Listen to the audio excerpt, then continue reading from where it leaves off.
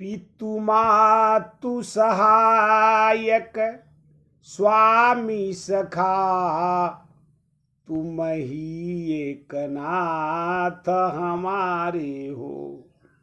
इस जीवन के तुम जीवन हो, इन प्राणन के तुम प्यारे हो।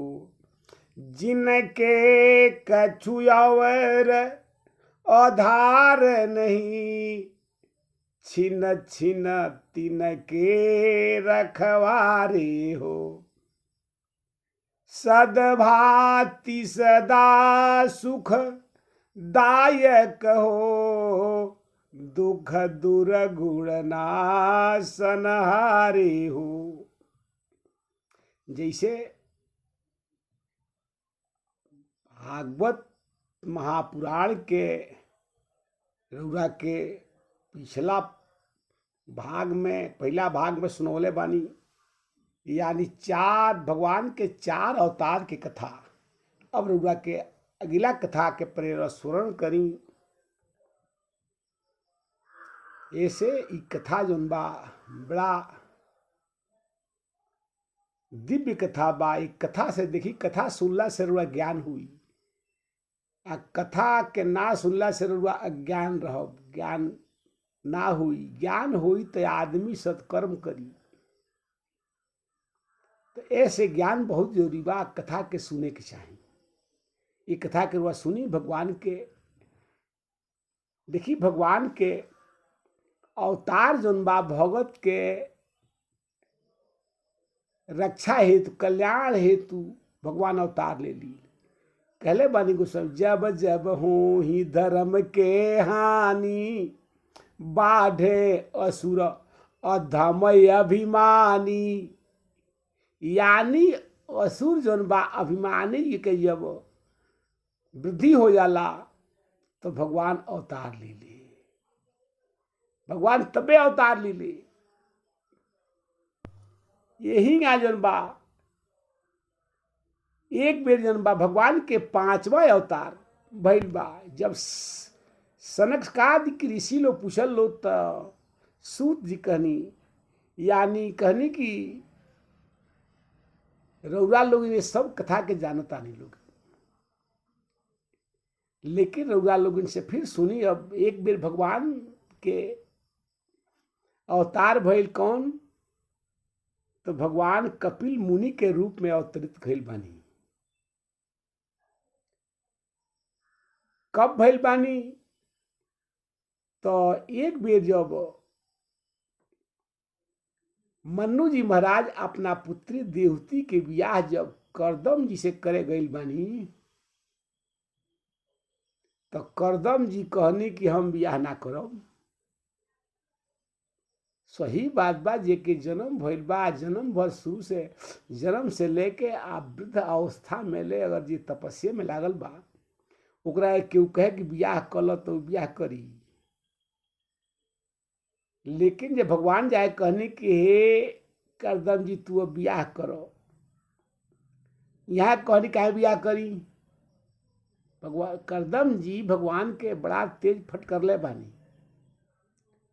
लेकिन जब भगवान जब कुछ नहीं बोलल, हाथ जोड़ के खड़ा बानी, तो करदम जी कहनी साधारण जीव हो ही न सकेला। हमरा हे तरीका इतना तिरस्कार कैला के बाद जे हाथ जोड़ के खड़ा बा, ये साधारण जीव होइबे नहीं कर सकत। ऐसे कि साधारण जीव तो तनी मनी बात पर क्रोधित हो जाई, आ जी हमरा इतना डटला के बाद, इनकार कैला के बाद भी खड़ा बा हाथ जोड़ के, ये निश्चिते भगवान है, नारायण है। कहनी सरकार रउरा मतलब अंतर ध्यान देखता, ध्यान में देखता नहीं तो देखता यदि भगवान है। कहनी सरकार रउरा ही हमरा के बिया, रउरा तो धर्म के प्रचार करी ले सरकार, आ रउरा जन बा अब हमार बियाह के करे कहता नहीं, वो हम विमान जो होता नहीं स्वर्ग जाए खतरा सरकार, आ रउरा अब हमरा के बियाह जन बा तन करे कहता नहीं, ये हमरा के धर्म संकट में डालता नहीं। ऐसा का बात बा सरकार, हम बियाह ना करो। भगवान कहनी बताई, अगर रउरा पुत्र बने का हमारी इच्छा अगर होखे तब का बियाह तो ना करो। इतना बात जब कहनी करदम जी तो आँख से आंसू से भर गई। कहनी कि सरकार रउरा अगर हमार पुत्र बनो तो हम तुम रउरा जो कही तो वो बियाह करब सरकार, रउरा अगर हमार पुत्र बनते तो। लेकिन रउरा हमार पुत्र काहे बनब? तो वहाँ कहनी कि हम ऐसे कि धर्म के प्रचार करे खतरा हमरा और पुत्र बने के इच्छा बा हमरा, ऐसे कि रउरा ऐसा पवित्र आत्मा के अगर हम पुत्र बनब ये हमार सौभाग्य के बात बा।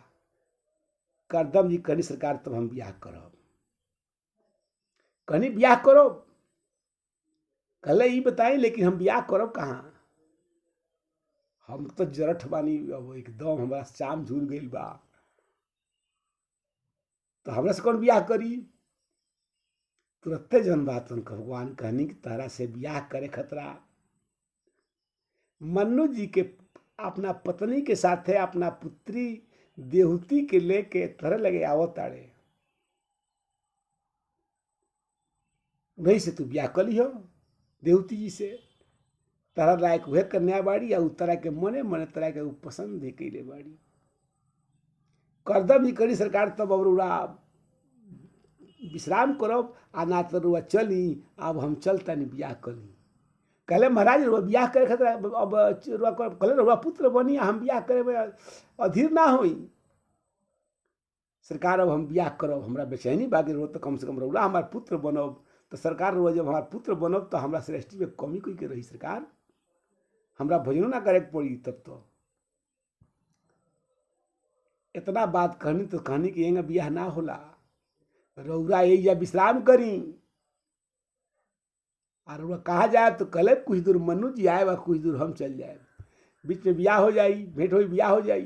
कहले एंगा ब्याह ना भइल होला, सृष्टि में कहीं एंगा ब्याह होला, रउरा जा रही आ वहाँ का रउरा लगे आओ तानी, आ जब वहाँ का आए तो रउरा कहब कि ना करब ना करब, 2-3 बेर इनकार करब, एक बाद मान ले ब्याह कर ले। कहनी धन्य है सरकार, जैसे भगवान जातानी तैसे मन्नू जी आ गई नहीं। अब मन्नू जी जब आयल बानी तब मन्नू जी के अइला के बाद देहूती जी जन बा आश्रम के बाहर खड़ा हो गई नहीं। मन्नू जी शत्रुपा आश्रम में आई लोग, आसनी दहनी करदम जी आई आसनी पर बैठल लोग, कहल लोग कि वहाँ का आवत काहे नहीं की, देवती जी राउर पुत्री है वहाँ काहे नहीं की आवत? कहले सरकार अब उ जानस। करदम जी गैल मानी, कहले मानी कि रउरा आश्रम में काहे नहीं की आवत? देखी कितना बढ़न त्रिया पतिव्रता के बात कहता नहीं। कहनी देखी हे आर्य पुत्र, रउरा ये आश्रम के जन बा लिपाई पोताई आए के सोहनी सेवा बुहारल सारा काम रउरा कैले बानी, आ एगो पत्नी के ई धर्म ना हो कि पति के से सेवा ले, पति के बिछावल बिस्तरा पर बैठे, पत्नी के दिहल आसनी पर बैठे, पति जो ना घर के बहरले बा वो घर में जा। कहले तो रउरा जायब कौनिया? कहले हम जायब तो ऐसे कि रउरा के हम मने मने पति मान लले बानी, तो रउरा अगर हमार बाही पड़ के ले जाए तब तो हम चली जाए। इतना बात सुन के कुछ समय ले यहाँ का करदम जी महाराज आनंद मग्न होकर शांत हो गई नहीं, लेकिन जब होश भइल तो देहूती जी के बाही पड़ के लिए नहीं। आ मन्नू जी जन बात तुरंत परिग्रहण करा दहनी, आज तरुआ एंगा व्यवस्था नहीं खे। अब मन्नू जी से पढ़न के उधनी ना हो सकेला, लेकिन मन्नू जी अपना पुत्री देहूती के ब्याह कैले बानी, आ करदम जी के आश्रम में ले जाके ब्याह कर दहनी। आ ब्याह कैला के बाद यहाँ का विदाई लेके आयल बानी। कहनी कि हे ऋषिराज और रउरा हमरा के विदा करी, हम जाता नहीं। तो हर जगह पुत्री के विदाई होला, लेकिन उ जन बा मन्नू जी या शत्रुपन सास ससुर के विदाई कैल लोग। विदाई के उपरांत जन बा 9 गो पुत्री भैली, कौनिया भैली। तो एक बेर जन बा यहाँ का मन में विचार कैनी कि धन्य है प्रभु, रउरा इतना सुंदर कन्या के निर्माण कैले बानी, तो रउरा इतना सुंदर कन्या के निर्माण के लिए देवती जी के देख के तो कहनी सरकार रउरा कितना सुंदर हो खूब, यानी जिसकी रचना इतनी सुंदर सो कितना सुंदर होगा। यानी भाव को के यह भाव को के सरकार यहाँ का जनबा 100 बरिस ध्यान लाग गई, कहीं प्रसंग आवेला 1000 बरिस, कहीं 100 बरिस, तो इतना दिन से 1000 बरिस यहाँ के जनबा तो ध्यान में आके मस्त भगवान के भजन में लाग गई। नहीं यह सोचा कि भगवान हुआ कितना सुंदर बानी। आ देवती जी घूम घूम के सेवा करता नहीं, शरीर कृष हो गई। कौनिया जौनिया जटा होला, जटा खनिया जनबा खुला बाल होकर ढेर लुकेला, आ जटा जनबा तौन जब बन्हा जाला तो पातर हो जाला। तौनिया यहाँ का शरीर जनबा कृष हो गई। जब 1000 के बाद यहाँ के जब मृत्यु का आँख खुलल तो कहनी तू के हऊ, भुला गल बनी यहाँ का, ऐसे कि 1000 वर्ष कम न भइल। यहाँ तो जनबा 10 वर्ष के बाद लोग भूला जाला। कहनी कि तू के हऊ, यहाँ कहनी सरकार 1000 वर्ष पहले राउरा से हमार परिग्रहण संस्कार भइल, हमरा और पत्नी है सरकार। कहनी लेकिन तू 1000 वर्ष ये बैठल पड़ू। कहनी कि सरकार तो हम पारा दूसर कहाँ जाई, राउरा हमार पति है। बड़ा आनंद। कहनी कि जा अब तरह के हम जनबा संतान की इच्छा से तार शरीर जनबा दुबला हो गई बा, जा इस सरोवर में स्नान करो। तुरंत जनबा तुम सरोवर में स्नान के ले बानी। आज जब स्नान करता तो भगवान के जनबा तो जितना देवांगना रहे लो सभे आके लक्ष्मी सरस्वती माता आदि शक्ति सची शारदा सभे जनबा तो यहाँ के शरीर के मालिश करता, यहाँ के जनबा तो श्रृंगार करता। श्रृंगार भैला के बाद यहाँ का आइल बानी तो 9 गो पुत्री के जन्म भइल बा। 9 गो पुत्री के भइल बा जन्म। तो ओकरा बाद यहाँ का कहनी कि सरकार अब 9 पुत्री के तो जन्म हो गई, अब हमनी के बैराग ले ली हल जा। बड़ा प्रसन्न भइनी। कहनी कि देखो जौना खतरा हम बियाह करी तो भइबे न कोई, जा 1 पुत्र हम तो प्राप्त रहा हुई। तो वह कपिल भगवान जनबा प्रकट भइनी। वो कपिल भगवान जनबा जे तपस्या में लागल रहे, आ ऊ तपस्या करते करते जनबा तवन एक बेर जनबा मन उग्र भइल, आ रहुआ गण चलल कि भगवान कपिल भगवान से हम शास्त्रार्थ करब। बीच में जनबा तवन जब जात रहे तो रास्ते में भेटा गईनी, आ लागल शस्त्रार्थ होके केकरा से तो जड़ भरत से। पालकी जब ओकर कहार खराब हो रोगिया हो गई तो जड़ भरत से पालकी ढोवावे लागल। जड़ भगत चलस तो जब चिंटी बना के जहाँ चिंटी कीड़ा मकोड़ा लौके तहाँ कूद के हेलस तो कहा ओकरा घाव लागे। कलश की ते कौन जाति हवे, कलश की है तो हम नहीं जानत कि कौन जात के बात करता नहीं, हम तो कई जन्म के बात याद बा। लेकिन देखो एक जन्म में याद बा जना पालकी पर तो बैठल बड़नू, ये पालकी पर हम बैठी।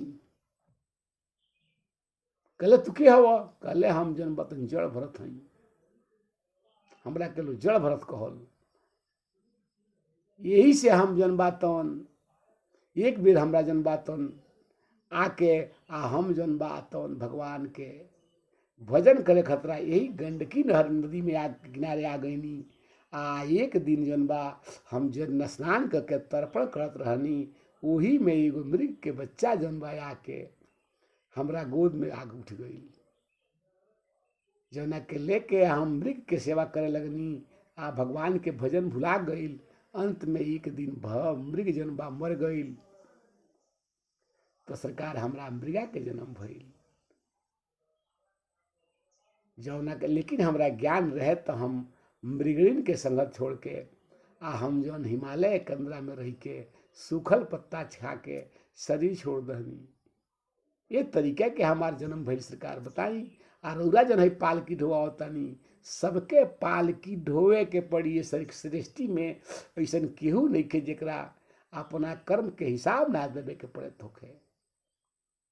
तो हे रहुआ गण, जब तू कपिल भगवान के लिए शास्त्रार्थ करे जाता रहो, एकरा पहले तू जान लो कि तारा जन बातन जे पालकी ढोले बा, जितना दूर ढोले बा, वो सबके पालकी पर बैठा के ढोए के पड़ी। ई जन्म जन्मान तक वृतांत बा। इतना बात जब जड़ भरत के सुनलस तो पैर पकड़ के रहुआ गण आ कलश कि अब हम पैदल अपना राज्य पर जाए। पैदल गया ऊ। आ ऊ कपिल भगवान जन बा अंतोगत्वा माता जब करदम जी महाराज तपस्या में चल गई नी, तब माता देहूती के जन बा तन कथा सुनौले बानी। आ देहूती के पूरा भागवत कथा, चारों वेद की कथा सुनौले बानी। आ सारा कथा यानी कि जब गणेश जी के पुत्र भाई कार्त्यानंद जी महाराज के 6 मुख बा, 6 मुंह से जौन शास्त्र निकलल बा, सारा कथा जन बा तुम देहूती जी के सुनौले बानी।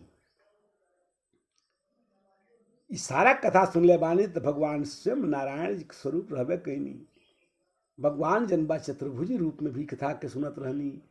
कथा सुनते सुनते जब कथा के अंत भइल तो भगवान के जन बा तो आंख से एक बूंद आंसू आ गई। आ जौन समुद्र गिरल तौना से बिंदु सरोवर भइल। ये तरीका के भगवान के कथा जन बा तौन बा। तो ई भगवान के 5वां अवतार के कथा रउरा सुननी हो। एकरा बाद जन बा भगवान के 6वां अवतार भइल बा। भगवान के 6ठा अवतार भइल बा, जौना के अनसुईया माता अनसुईया जन बा के परीक्षा जब लेबे खतरा सब देवता लोग गई, ब्रह्मा विष्णु महेश। तो जब देवता लोग के जब पहचान में आ गई, लोग के पत्नी जब लेके जाए लागल लो, तो देवता लोग कहल, भगवान शंकर जी, विष्णु भगवान आ ब्रह्मा जी सभे कहल सरकार, हे माता अब हमनी से तो कुछ वर मांग लो।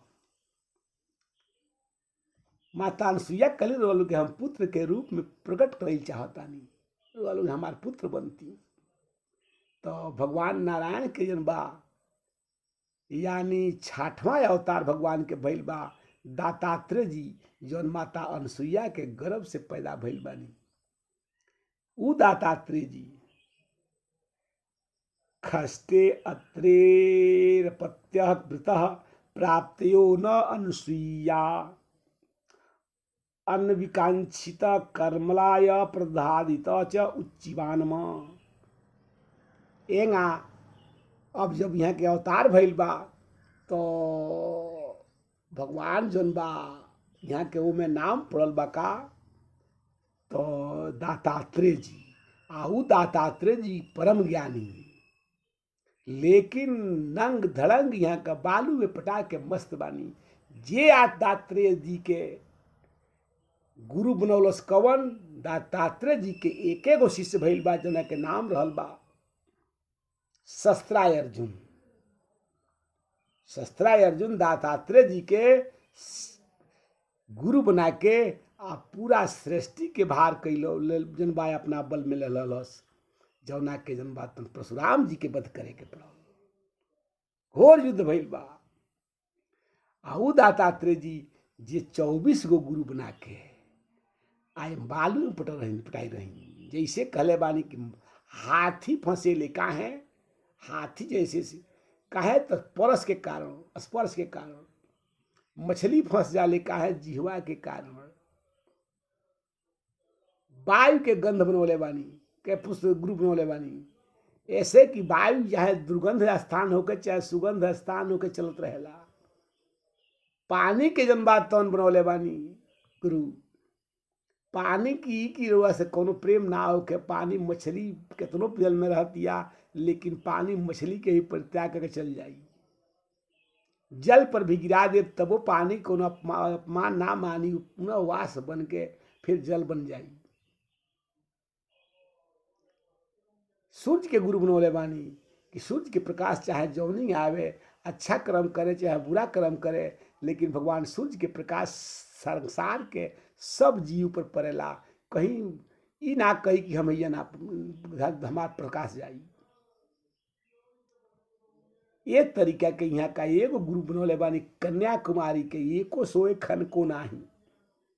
जैसे एगो लड़की के देखे खतरा ओकरा ससुराल पक्ष के लोग आइल, जब देखे खतरा आइल तो लड़की के घरे ओकर माता पिता घरे ना रहे लोग किसान के, तो खेत में गई रहे लोग। लड़की जब जनलस तो धान कूटे लगलस कि धान कूटब आ ऐसे जन बा भोजन जन तैयार हुई तवन ई हमरा के जे देखे आइल बा ओकरा के भोजन करावे खतरा हम धान कूटली। धान कूटत रहे तो ओकरा हाथ में कुछ चूड़ी रहे, क्रमशः एगो चूड़ी निकललस, लेकिन फिर खनके लागल, फिर क्रमशः एगो और निकललस, फिर खनके लागल, लेकिन जब एके गो रहल त खनकबे न बन कर दलस। त कलस कि एको सोए खनको नाही, यानी सृष्टि में जब दू गो रही तो विकार दिक्कत रही, विकार पैदा हुई, लेकिन जब एके गो हुई, भगवान एके गो रहो तो रउरा अंदर विकार पैदा ना हुई। एंगा भगवान के ई दू अवतार कथा ए भाग में लिखतानी।